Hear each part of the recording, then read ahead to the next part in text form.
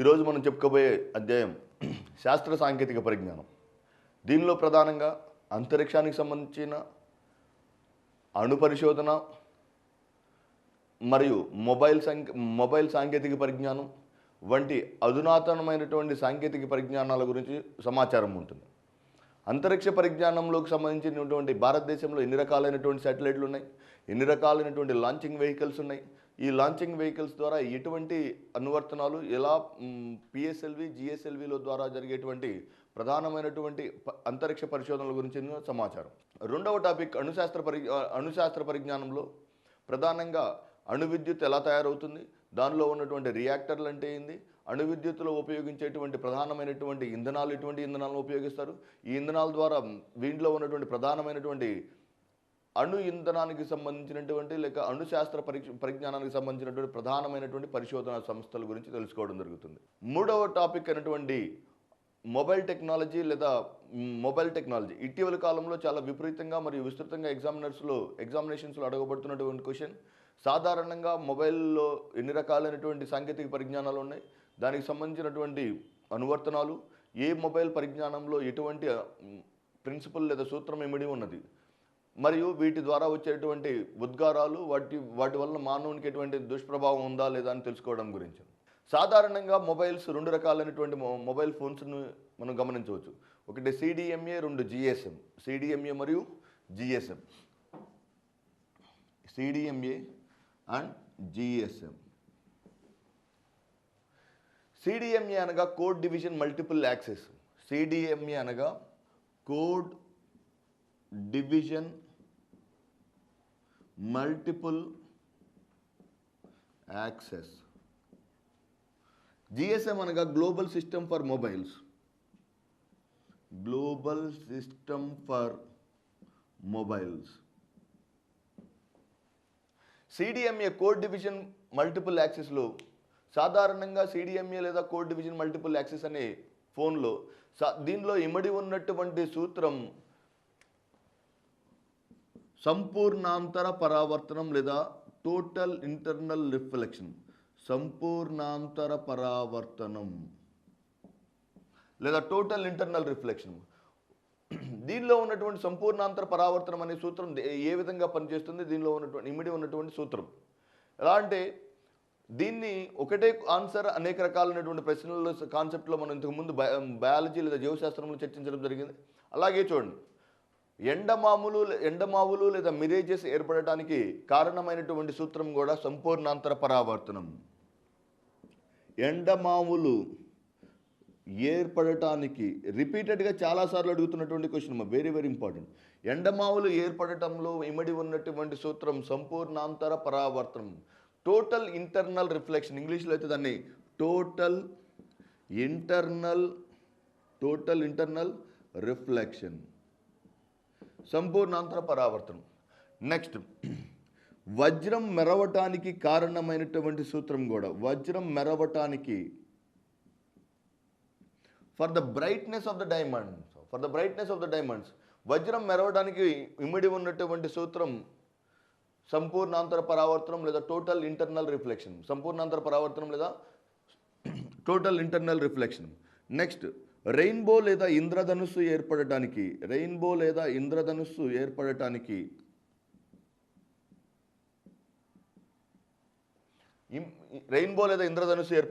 కారణమైనటువంటి సూత్రం కూడా సంపూర్ణాంతర పరావర్తనం. సంపూర్ణాంతర పరావర్తనం అంటే ఎందుకు చెప్పబోయే ముందు వీటికి సంబంధించిన ఎండమావులు ఏర్పడటానికి కారణమైనటువంటి సూత్రం సంపూర్ణ అంతర పరావర్తనం. మొత్తం సంపూర్ణంగా అంతరంగా పరావర్తనం చెందటం, అంతరంగా పరావర్తనం చెందటాన్ని ఇది ఎండమావులు ఏర్పడటానికి కానీ, లేదా వజ్రం మెరవడానికి కానీ, లేక ఇంద్రధనుస్సు ఏర్పడటానికి కానీ ఇమిడి ఉన్నటువంటి సూత్రము. మరి దీనిలో ఏం జరుగుతుంది సంపూర్ణాంతర పరావర్తనంలో? Very very important. ఒక ఆప్టికల్ ఫైబర్స్ అనే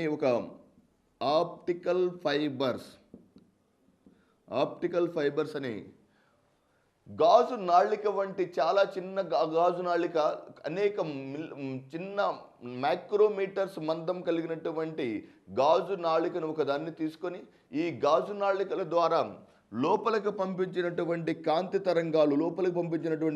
తరంగాలు సంపూర్ణంగా పరావర్తనం చెందటం గమనించవచ్చు.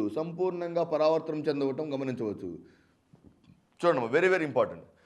ఏ కోణం వద్ద ఒక తరంగం లేదా ఒక కాంతి తరంగం లేదా ధ్వని తరంగం పూర్తిగా పరావర్తనం చెందుతుందో, మనం ఫర్ ఎగ్జాంపుల్ ఇక్కడి నుంచి పంపించినటువంటి కాంతి లోపల వైపున పూర్తిగా పరావర్తనం చెందించాలి. ఫర్ ఎగ్జాంపుల్ గాజు గుండా మనం కాంతిని పంపించామనుకోండి, గాజు గుండా పూర్తిగా పరావర్తనం చెందడం గమనించలేము. అలా కాకుండా చెక్క గుండా పంపించామనుకోండి, చెక్క గుండా కాంతిని పంపిస్తే కాంతి అనేక దిశల్లో స్కాటర్ అవడం గమనించవచ్చు. ఇక్కడ మాత్రమే పూర్తిగా పరావర్తనం చెందడం మనం గమనించలేము. అంటే మనం ఏ కోణం ద్వారా అయితే పంపించడం ద్వారా, ఏ కోణం ద్వారా కాంతిని పంపించడం ద్వారా లోపలికి వెళ్ళినటువంటి కాంతి తరంగాలు పూర్తి స్థాయిలో పరావర్తనం చెంది దానిని సంపూర్ణ అంతర పరావర్తనం అని అంటారు. మీనింగ్లోనే ఉంటుంది చూడము, టెర్మినాలజీలోనే మీనింగ్ దాదాపుగా ఇమిడి ఉంటుంది. సంపూర్ణ అంతర పరావర్తనం అంటే ఈ సంపూర్ణాంతర పరావర్తనంలో సాధారణంగా ఒక పంపించినటువంటి కాంతి తరంగం పూర్తి స్థాయిలో పరావర్తనం చెందడం గమనించవచ్చు. ఏ కోణం వద్ద సంపూర్ణాంతర పరావర్తనం చెందుతుందో దాన్ని క్రిటికల్ యాంగిల్ అని అంటారు.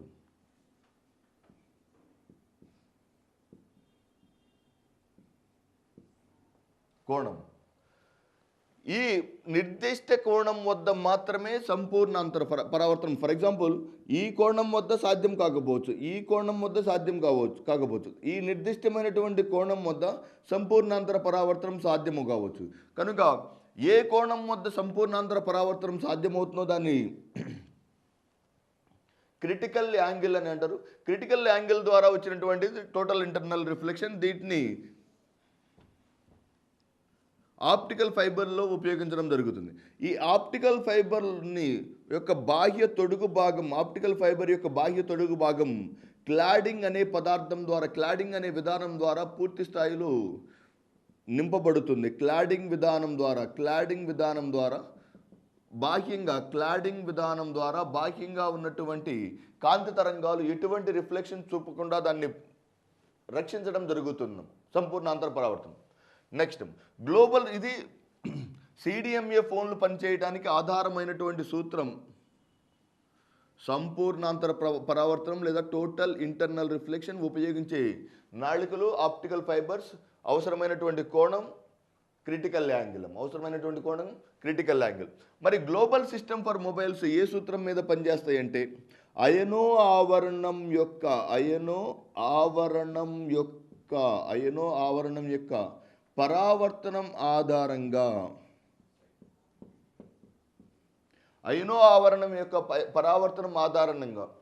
సాధారణంగా భూమిపై ఉన్నటువంటి అనేక రకాలైనటువంటి పొరలు కనపడతాయి.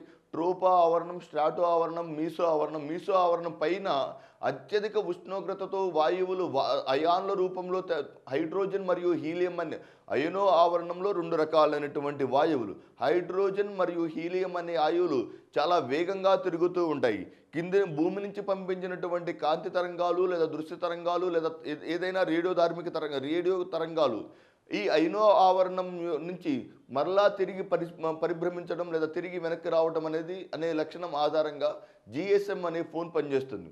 సిడిఎంఏ ఫోన్ సాధారణంగా సంపూర్ణాంతర పరావర్తనం సూత్రం ఆధారంగా పనిచేస్తుంది. జిఎస్ఎం అయనో ఆవరణం యొక్క పరావర్తనం సూత్రం ఆధారంగా పనిచేస్తుంది. మరి సిడిఎంఏ ఫోన్లో ఉన్నటువంటి ప్రధానమైనటువంటి అనువర్తనాలు, ప్రధానంగా ఎటువంటి సౌలభ్యం ఉంటుంది చూడండి. దీనిలో కనెక్టివిటీ చాలా అత్యధికంగా ఉంటుంది. More connectivity is possible in CDMA phones. More connectivity possible అవ్వాలంటే ఏం జరగాలి? దాంట్లో సాధ్యమైనంత ఎక్కువ మోతాదులో కనెక్టివిటీ. ఫర్ ఎగ్జాంపుల్ దీన్ని చాలా కన్వెన్షనల్ ఎగ్జాంపుల్గా చెప్పుకోవచ్చు. సిడిఎంఏ మరియు జిఎస్ఎం ఫోన్ల గురించి ప్రాథమికంగా వివరించాల్సి వచ్చినప్పుడు this is the best case study. CDMA ఫోన్లో సాధారణంగా ఒక రూమ్లో 100 మంది విద్యార్థులు,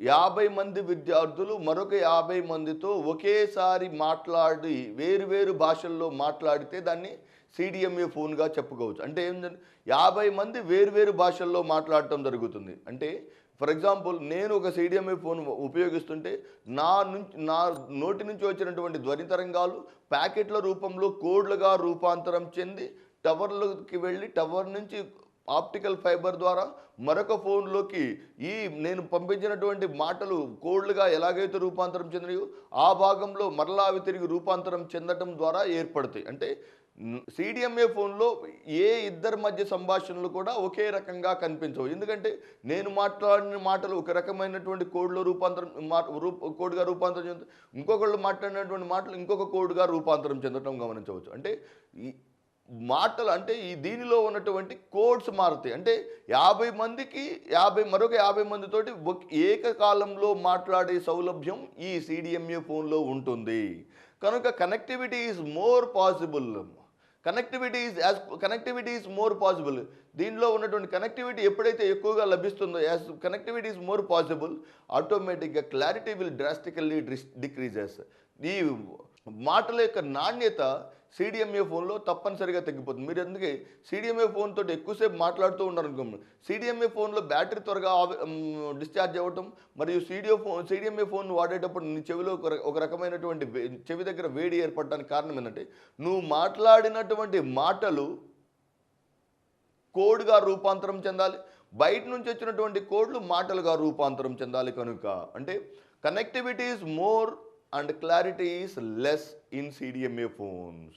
మరియు మనం మాట్లాడినటువంటి మాటలు కోడ్ లేదా సంకేతాల రూపంలో రూపాంతరం చెందడం గమనించవచ్చు. కోడ్లు లేదా సంకేతాల రూపంలో రూపాంతరం చెందడం గమనించవచ్చు. మరి జిఎస్ఎం ఫోన్లో ఏం జరుగుతుంది? గ్లోబల్ సిస్టమ్ ఫర్ మొబైల్స్లో 100 మంది ఉన్నటువంటి క్లాసులో ఏ ఇద్దరు మాత్రమే ఒకే సందర్భంలో మాట్లాడుకోవడానికి సాధ్యమవుతుందో, ఏ ఇద్దరు మాత్రమే ఒకే సందర్భంలో మాట్లాడుకోవడానికి సాధ్యమయ్యే system of mobile is nothing but GSM. దీంట్లో ఏం జరుగుతుంది? Connectivity is less possible then compared to CDMA.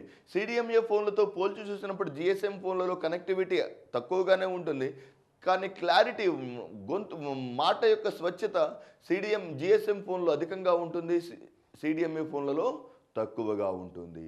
These are the major differences between CDMA and GSM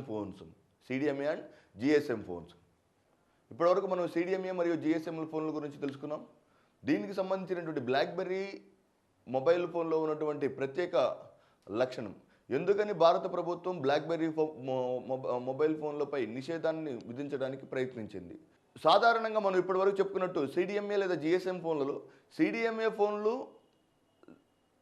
సంపూర్ణాంతర పరావర్తనం ఆధారంగా వాటి యొక్క పనితీరు ఉంటుంది. జిఎస్ఎం ఫోన్లు అయనో ఆవరణం ద్వారా పరావర్తనం వాటి యొక్క అంటే రెండు ఫోన్లు టవర్తో అనుసంధానించబడతాయి. కానీ బ్లాక్బెర్రీలోని BBM బ్లాక్బెర్రీ మెసెంజర్ ద్వారా ఏ ఇద్దరు వ్యక్తుల మధ్య జరిగే సమాచారాన్ని ఎట్టి పరిస్థితుల్లో విశ్లేషించడానికి అవకాశం ఉండదు. ఫర్ ఎగ్జాంపుల్, నేను ఒక వ్యక్తితోటి బ్లాక్బెర్రీ మెసెంజర్ ద్వారా చాటింగ్ చేస్తుంటే మా ఇద్దరి మధ్య జరిగేటువంటి సంభాషణను భారత ప్రభుత్వం ఎట్టి పరిస్థితుల్లో దాన్ని రివీల్ చేసుకోలేదు. ఎందుకంటే ఈ బ్లాక్బెర్రీ అనే ఈ సంస్థ, blackberry research in motions, blackberry సంస్థ అధినేత బ్లాక్బెర్రీ అనే మొబైల్ ఫోన్ను తయారు చేసిన సంస్థ రీసెర్చ్ ఇన్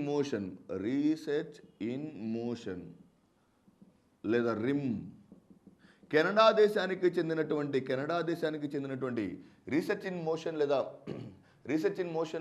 లేదా RIM అనే సంస్థ మొట్టమొదటిసారిగా బ్లాక్బెర్రీ అనే మొబైల్ ఫోన్ తయారు చేసింది. కానీ దీనిలో ఉన్నటువంటి ఈ బ్లాక్బెర్రీ మెసెంజర్ వీళ్ళు ప్రత్యేకమైనటువంటి ఫ్రీక్వెన్సీ ద్వారా దీనిలోకి అప్డేట్ అయ్యేటువంటి సమాచారం అంతా, దీనిలోకి పొందుపరచబడే సమాచారం అంతా సింగపూర్లోని వారి యొక్క సర్వర్లో నిక్షిప్తం చేయబడుతుంది.